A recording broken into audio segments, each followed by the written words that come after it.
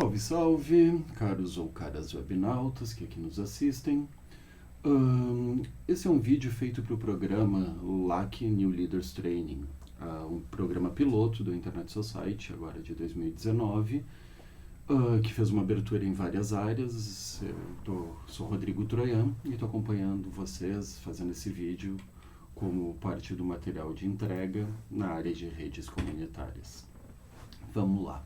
Dentro da Internet Society, capítulo Brasil, somos duas pessoas que estão trabalhando com as questões de redes comunitárias nesse programa, eu e a Poliana Valente. Vou estar apresentando para vocês hoje aqui um material chamado Roteadores Sorro e Usos em CN, firmwares abertos para CNs e escolha e preparação de roteadores básicos. Esse material é complementar ao curso oferecido no programa de aprendizagem da Internet Society, que é o Wireless Community Networks. Nesse programa, a gente tem um material bem interessante, bem completo, sobre várias questões da parte de redes, mas nos faltam alguns pontos sobre roteadores de pequeno porte. Então, eu venho com esse material que é complementar, e a Poliana vai estar nos apresentando a parte de o que são redes comunitárias, o que não sabemos sobre, por que não conhecemos elas e o que precisamos para começar uma. Bom, partindo desse princípio, o que eu queria falar? Roteadores SOHO. SOHO é a sigla em inglês para Small Office and Home Office, ou significa para nós roteadores basicamente que a gente encontra em lojas normais, roteadores não profissionais, roteadores residenciais ou de pequenos escritórios. E seus usos em CNs. CNs são, como a gente está se referenciando, a redes comunitárias. Uma sigla melhor em português seriam RCs, mas o conceito de redes comunitárias é um conceito hoje mundialmente entendido e compreendido, então a gente preferiu manter no mesmo. Um ponto que eu gostaria de lembrar é que esse vídeo não pretende abordar a parte que o material de formação da ISOC aborda, que são as questões dos padrões IEE, frequências, eletromagnetismo, bandas, links de longa distância, cálculos, questões sobre protocolos TCP/IP, roteadores, topologias, e depois ele vai acabar finalizando com questões avançadas mais sobre segurança, proxy, redes, e também com algumas questões sobre técnicas de resolução de problemas. Então, isso não vai ser abordado nesse vídeo. Parto do princípio de que quem está acompanhando já tem essa noção ou fez essa formação da ISOC. Bom, vamos lá então. Começamos definindo que roteadores são computadores. E qual é o meu ponto nisso? Normalmente, quando a gente adquire um roteador, a gente não tem essa mesma visão de que quando a gente vai comprar um computador, ou hoje em dia até um celular. É interessante que hoje é mais fácil a gente saber quantos megahertz de processador e quanta RAM tem o nosso celular, nosso computador, sei lá, nosso laptop, mas não nossos roteadores. E o ponto é que sim, esses equipamentos são roteadores, são computadores também. Quando eu falo que são computadores, por quê? Porque eles também têm o que a gente chama de uma fonte de alimentação, onde um sistema vai entrar 110, 220, ou vai entrar 9, 12 volts e vai fazer a alimentação, semelhante ao nosso computador. Semelhante ao nosso computador, ele tem um processador, que a gente chama ele de controlador, chip de controle, seria a CPU dele. Normalmente, esses processadores são soldados, ao contrário de que são os computadores onde eles são só encaixados. Uma outra parte interessante é que quando a gente liga nosso computador, a gente espera que a CPU vá fazer um trabalho junto com a BIOS, que é o sistema básico de input e output do computador. Que significa o quê? O computador liga e diz, opa, deixa eu ver se está todo mundo bem. BIOS, confere para mim se tem memória RAM, se tem HD, se tem placa de vídeo, se tem toda essa função. Dentro dos computadores, a BIOS é um flashzinho, é uma memória parecida com essa aqui que eu estou clicando, que é soldada, e essa BIOS depois informa o processador que está tudo ok, ela conferiu se tinha RAM, ela conferiu se as portas estavam conectadas, se as informações, nossos casos LEDs de força de acesso HD estavam funcionando, no caso aqui das placas, e aí ela devolve o processador que vai acordar o sistema operacional. No caso de roteadores, a gente tem o sistema instalado junto com a BIOS, que é na ROM, na memória flash dela. Então, isso aqui é um dos grandes diferenciais que a gente vai ver. Daqui a pouco a gente fala um pouco mais sobre o tamanho dos equipamentos e afins. Mas o ponto é, como um computador a gente alimenta ele, a gente processa informações, a gente guarda essas informações em algum lugar e a gente tem uma área de trabalho com informações. E temos entradas e saídas. No computador, normalmente nossas entradas são teclado, mouse, e nossa saída normalmente é monitor. Aqui, nesse caso, nossas entradas e saídas vão ser um pouco diferentes. Nossa entrada vai ser uma porta de rede e nossa saída também vai ser provavelmente por uma porta de rede ou o LED de atividade. É uma maneira de entender uma saída. Mas, vamos lá. O que são as maiores diferenças normalmente? O tamanho da memória. Enquanto computadores a gente fala na casa de gigas, teras hoje em dia, a memória flash ou HD propriamente dito. Nas roteadores a gente tem equipamentos de muito menor porte. Roteadores pequenos, bagaceiros, de uso altamente questionável, começam com 2 megas. Nos 2 megas tem que ter o espaço para botar a BIOS e todo o sistema. E o sistema é o quê? É todo aquele ambiente gráfico web que contém onde tu vai fazer as configurações.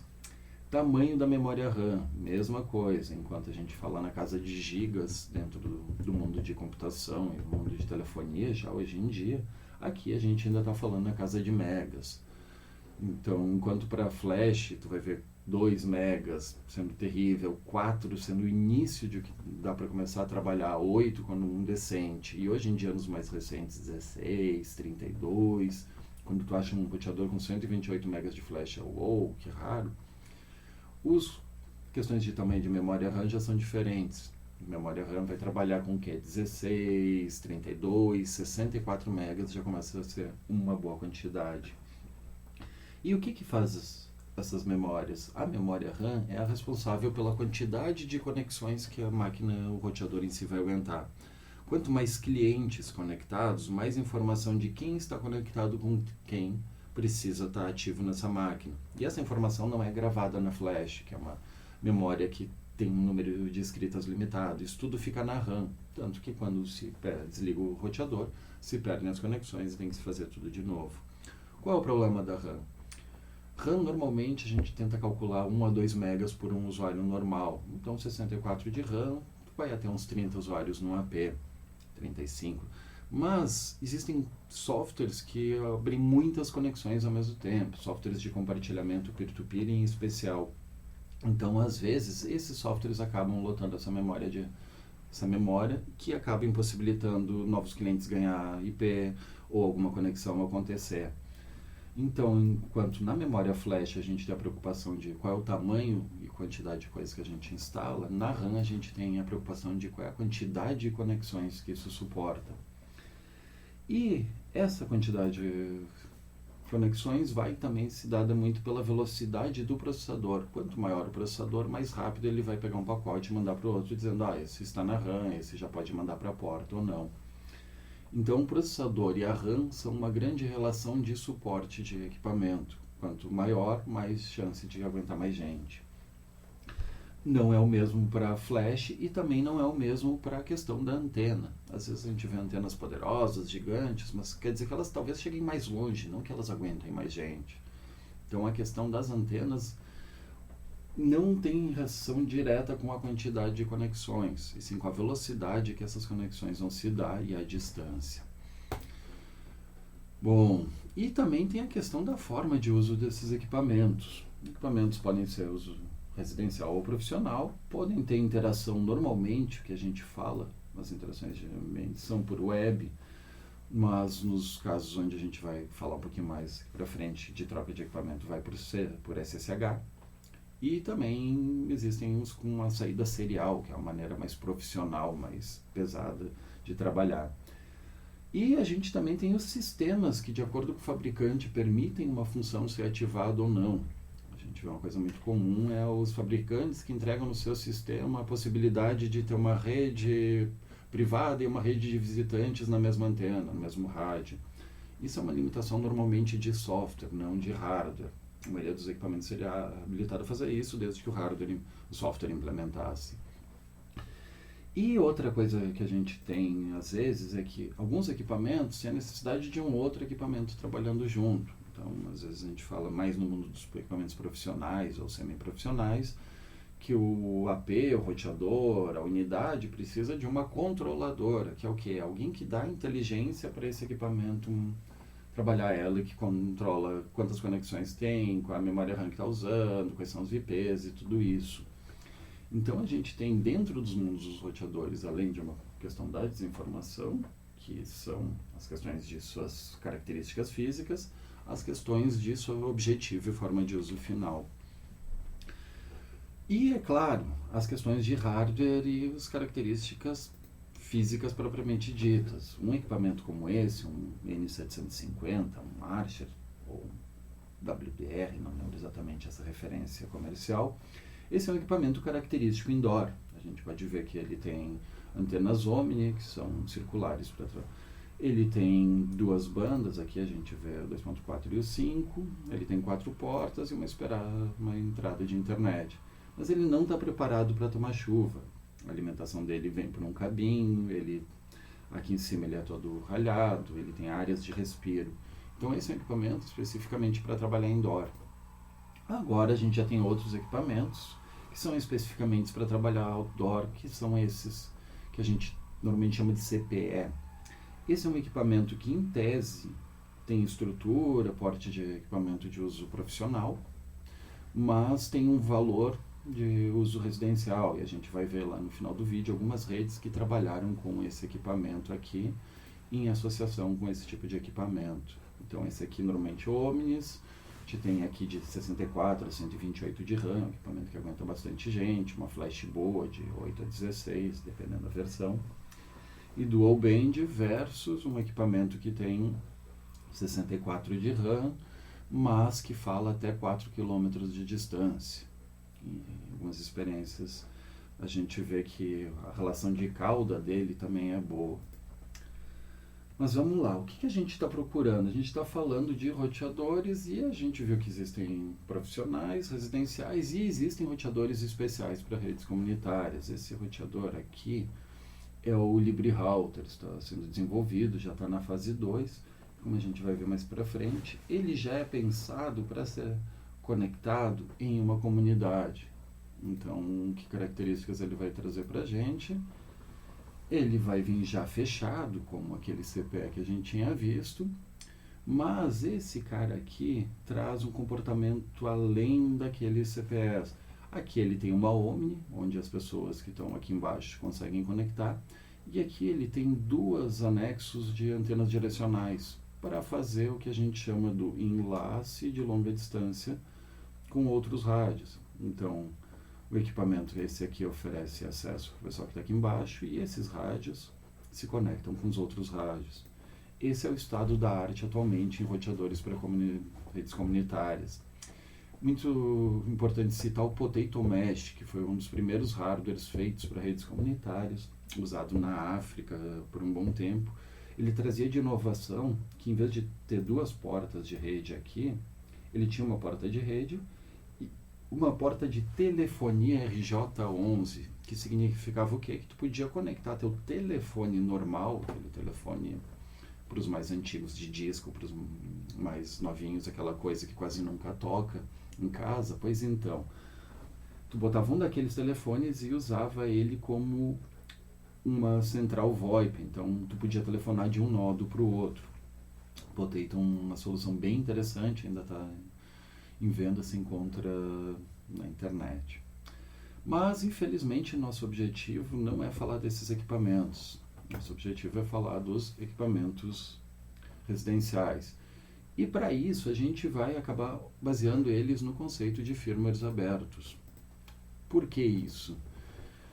Porque firmwares abertos nos permitem várias coisas úteis, como agregar funções, instalar protocolos, instalar aplicativos, ter maior informação, como aumentar nosso nível de segurança, porque nunca se sabe se o firmware que veio do fabricante não pode estar com algum problema, algum funcionário de mau humor ou algo do gênero. Então, partindo disso, o que os firmwares podem nos permitir? Uma coisa que se chama padronização e independência de vendedores. Se eu ao trocar o firmware do meu roteador da TP-Link, outro da D-Link, outro da Asus, pelos mesmos sistemas, eu passo a ter o mesmo ambiente, o mesmo controle, a mesma possibilidade nos 3 roteadores. E para fazer malha, isso é muito importante. Isso aqui é uma tela mostrando uma malha armada com 3, 6, 8 nodos, dos quais a gente tem 3 tipos diferentes de hardware aqui operando. Então, essa padronização e essa independência de vendedores são um dos grandes pontos para se trabalhar com firmwares abertos, mas tem mais coisas. Mas o que é um firmware aberto? Basicamente, o OpenWRT é descrito como uma distribuição Linux para dispositivos embarcados, que basicamente é, no nosso caso, os roteadores. Outros dispositivos embarcados que a gente conhece pode ser considerado um computador numa geladeira, um computador na televisão, um computador... Computadores que não têm usuários normalmente são considerados embarcados. O que a gente precisa fazer basicamente aqui dentro? A gente, precisa identificar que o OpenWRT nos oferece várias opções.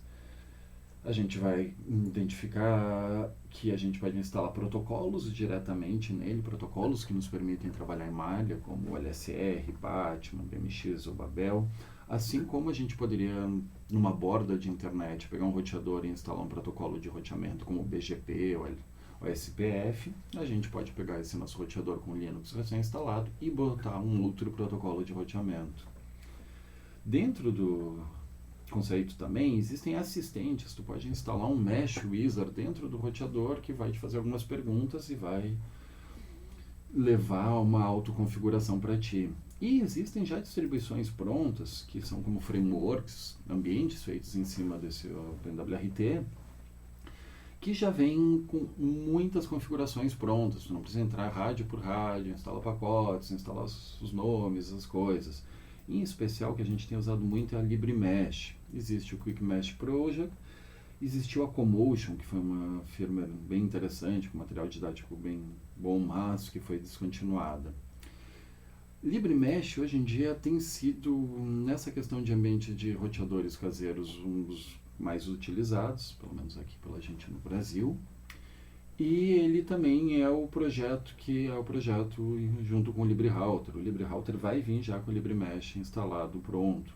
Então são 2 grandes vantagens de já acompanhar o LibreMesh.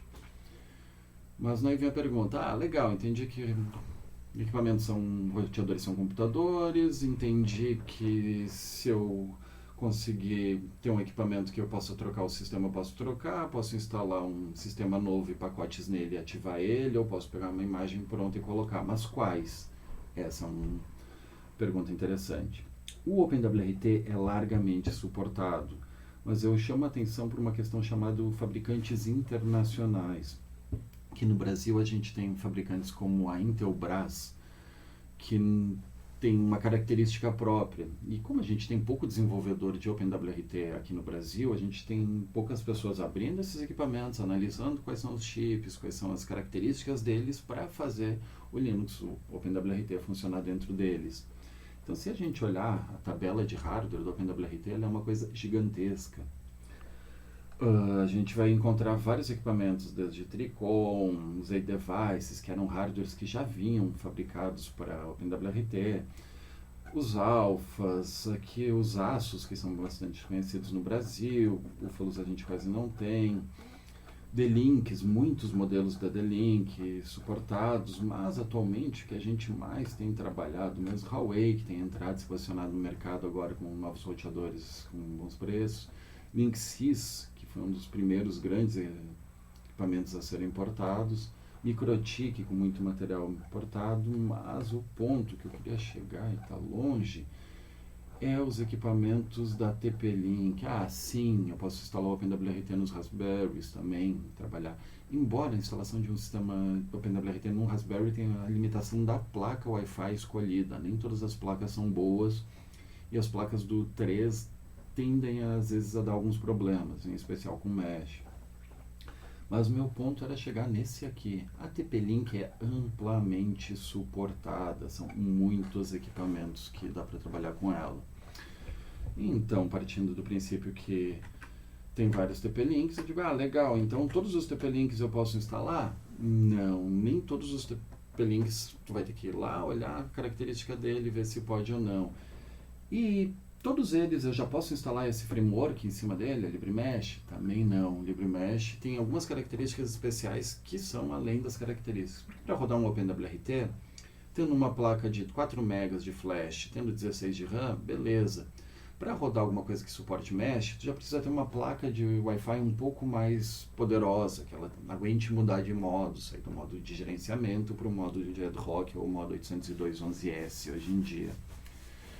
Então, para saber atualmente qual é a lista de suportados, a gente tem o Image Builder do próprio LibreMesh, e aqui a gente pode clicar e ver quais são os equipamentos que estão sendo suportados. Aqui já existem suportes genéricos para alguns tipos de chipset, mas no nosso caso a gente vai procurar aqui os TP-Links. A gente vê que a lista não é tão grande, mas a maioria desses equipamentos ainda está disponível no mercado. E aí a gente escolhe o nosso sabor de LibreMesh. Eu gosto de trabalhar com esse full e um perfil, e ao mandar criar essa imagem, ele vai gravar um software que está pronto para ser levado para este TP-Link. Mas eu tenho outro agora, estou com outro TP-Link, C7. Vai gravar outro software a partir dele. Então, qual é o conceito disso? É o conceito de que, partindo da escolha de um equipamento, tu já tenha um software e um sistema pronto com todos os pacotes, com todas as funcionalidades, com todas as facilidades que podem vir a ser utilizadas nesse roteador caseiro.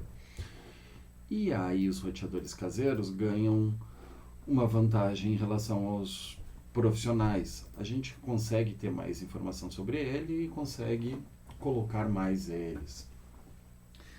Tá, mas então a gente já passou pelo conceito de roteadores, viu a questão de softwares, protocolos. Isso é o suficiente para eu escolher qual roteador vai ser utilizado na minha comunidade? Ainda não. Uma coisa importante é a gente identificar o que a gente chama dos pontos de topologia, localização e números de usuários. Topologia é basicamente o conceito de estudo do terreno. É entender se a gente vai estar trabalhando numa zona rural ou urbana, se a densidade de casas é grande ou pequena, se essas casas são feitas de material que tem problema com sinal de Wi-Fi, como concreto ou não, com materiais como tábuas. A gente também tem que ver a questão de onde, mesmo que essa comunidade tenha todas essas características, onde seria possível instalar esses equipamentos. Existem caixas d'água, ambientes públicos acessíveis. O local, além de eu conseguir chegar lá com uma escada, com um cano, colocar um equipamento, eu tenho acesso à energia elétrica nesse local, como eu vou alimentar esses equipamentos? E outro ponto para saber essa questão é quantos usuários e a distância entre esses nodos eu tenho no mínimo. Porque às vezes eu tenho uma boa densidade de lugares para colocar equipamentos, mas eu tenho pouco usuário. Ou às vezes é o contrário. Eu tenho muitos usuários numa região, mas eu tenho poucos lugares acessíveis para distribuir equipamentos. Então, nesse caso, é melhor pegar um equipamento que aguente mais usuários. Em caso onde eu tenho bastante usuário, bastante equipamento, equipamentos de menor potência. Para isso, vamos dar uma olhada em 3 experiências reais aqui do que a gente teve nos últimos tempos. Esse caso é uma instalação em Nova Vila, no Maranhão. Isso até foi, acredito, com apoio do Beyond the Net. Aqui nesse caso a gente tem uma instalação rural, que eu chamo de em linha, sem outros roteadores, ou seja, não existia nenhuma outra utilização aqui. Então o que a gente fez? Aqui, se a gente perceber, a gente tem um pontinho. Esse é um roteador de borda, que é um Marcher, provavelmente um C5 ou um C7. Ele é quem conecta no satélite, e dele vai um cabo até uma CPE, que por sua vez fala com outra CPE, a 800 metros para cá, e outra CPE a 800 metros para cá, e mais uma para cá, onde nos fugiu da imagem. Então isso é uma C7 mesmo. Então isso é um tipo de instalação onde eu uso um radinho Omni, com 128 de RAM na borda para aguentar a saída para a internet, e dele eu levo por cabo a conexão até a CPE e faço a malha com o resto das CPEs. Então isso é uma cobertura em linha. Um caso que esse também é um caso Beyond the Net, esse acho que até é o caso que está na capa da SOC BR nesse momento, é a Penalva. E aqui a gente tinha um ambiente urbano com alta densidade de usuários. Alguns usuários já tinham seus ambientes conectados com satélite ou 3G, então já tínhamos roteadores aqui. E desses pontos a gente identificou que esses 7 pontos aqui eram pontos acessíveis para a instalação dos equipamentos. Como a gente tinha uma densidade bem grande habitacional em cada ponto, foi optado por equipamentos grandes, ou seja, equipamentos da linha Archer, na época trabalhando com os WDR4300, provavelmente era esse equipamento da TP-Link. Esses equipamentos eram dual band, e as duas bandas, tanto a 2.4 quanto a 5, faziam malha, se conectavam entre si e falavam e entregavam conexão para os clientes. Então a malha acaba terminando assim, e essa é uma área final de cobertura dela. Nesse caso aqui, a gente opta por ter equipamentos grandes e circulares em todos os pontos, omnis em todos os pontos. Por quê? Densidade de usuários já é alta, então cada nodo ia receber bastante gente. A distância não era tão grande, mas existiam grandes árvores entre alguns dos nodos, então a malha só em 5 GHz poderia ter muitos problemas em dia de chuva, porque 2.4 é mais lento, mas atravessa melhor grandes distâncias e umidades e questões de bloqueios. Então essa malha foi optada por operar nos dois ambientes, e essa é uma rede que tem estado estável já faz um bom tempo, acredito que uns 2 anos na data dessa gravação. E esta aqui é um caso da Portal Sem Porteiras, é um ambiente rural, um povoado, e ele tem característica circular e tem característica em linha. Aqui, infelizmente, deu um problema nessa imagem. Essa imagem era para estar maior. Aqui a gente está vendo que existe um ambiente onde temos uma agregação na área do povoado, e depois a gente tem alguns nodos a maior distância. Recentemente foi ativado um aqui nesse ponto e um outro que seria equivalente aqui ou aqui. Então aqui a gente tem o que? A gente tem um outro tipo de cenário. A gente tem uns routers dual band 5 GHz operando aqui, fazendo uma malha, e a gente, por cabo, eleva até uma outra CPE, que por sua vez vai fazer uma malha com os tiros de longa distância, os enlaces de longa distância aqui, através da 2.4. Então, dentro desse princípio, essa é a rede que a gente acabou de ver sobre a ótica de monitoramento. Então eu vejo que eu tenho o Nagios, que é o sistema de monitor, que está monitorando o próprio servidor de conteúdo local, e está monitorando os roteadores. Aqui parece que eles estão todos meio conectados, mas nessa visão aqui, a gente consegue perceber que existe uma malha de 3 pontos armadas para esse lado, que é a malha em 5 GHz, e a malha em 2.4. Esse ponto aqui não está conectado, ele só passa perto. Se a gente olhar, esse container e o gateway são os pontos que fazem interligação com todo o resto da malha 2.4. Tudo isso para quê? Para chegar na parte dos finalmente, revisar e resumir. O que a gente entendeu então? Existe a possibilidade de fazer redes comunitárias de malha. Dentro disso a gente precisa entender dos roteadores, mas antes dos roteadores, tem que identificar qual é a demanda e o local. Quantos usuários vai ter mais ou menos próximo de cada roteador? Qual é a distância entre esses roteadores? Qual é a política de acesso e de uso desse local? Essa rede é para compartilhamento de conteúdo, é para material, é acesso à internet? Como é que vai ser isso? Partindo disso, quais são os roteadores que são compatíveis com essa minha demanda? Eu tenho pouca densidade habitacional e longa distância, eu tenho longa distância, curta distância, mas muitas casas e afins. Dentro dessa escolha dos roteadores compatíveis e com demandas, conferir se os roteadores também são compatíveis com o sistema que a gente vai escolher. Se vai ser OpenWRT e vai ser injeção de protocolo, se já vai ser um ambiente pronto como LibreMesh. E depois, aí o processo em si não é complexo, é a troca de sistema, a instalação no local, que aí sim tem as questões de quem pode ser colocado em poste, quem precisa de cano, quem precisa estar em beiral de casa, quem pode estar em ambiente interno. E depois da instalação, um ponto importante, que é o monitoramento da qualidade, qualidade do sinal, da vida, quantidade de usuários e os gargalos. Às vezes a gente pensa que uma rede está com um problema lá no final por causa da internet, mas é um equipamento no meio do caminho que está sobrecarregado, ligando e desligando. Então esse monitoramento é bem importante no processo. E o grande finale, que é a adaptação e crescimento dessa rede. Não é porque a gente botou nos primeiros pontos pensados que ele deve ficar ali para sempre. A gente pode ir num processo de, esse rádio está com poucos usuários e está com um sinal muito forte, podemos botar ele mais para trás, onde ele vai atender mais gente e ainda assim não vai perder sinal. Então, uma questão de uma rede é uma situação orgânica, não é só projetar, implementar e abandonar. Precisa projetar, implementar, acompanhar, monitorar e reajustar. Gente, acredito que era isso que eu tinha para compartilhar. Mais uma vez agradecendo a Internet Society, o capítulo Brasil em especial. Esse material todo vai estar disponível no meu site, TrianetBR, no GitHub rtroian, meu e-mail está o troian@riseup, caso eu precise de algum contato. E tendo a agradecer a paciência de todos que me acompanharam até agora.